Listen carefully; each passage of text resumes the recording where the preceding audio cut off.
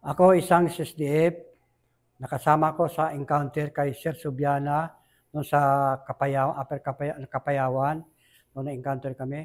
Namatay yung mga tropa kasama ni Kuan, yung kabgo ko kasama, 2 patay. Ako naging Scout Ranger ako. Naging si Sir Dilak nag-Belor, pati si Sir Buwan na Belor sa akin. Ako Kuan, isang kabgo, naging Scout Ranger. Tapos na honorary ko, 143 yung serial number ko sa Scout Ranger, sa 143. Nakailang encounter ka, Master? Sa encounter ako is 20 encounter. Karamihan sa Basilan. Karamihan to sa Basilan. Sino mga kalaban nyo, Master, mga panahon na yan? Ang kalaban namin yan, puro ang mga Abu Sayyaf. Gaano ka ka-proud, Master, na naging Scout Ranger ka?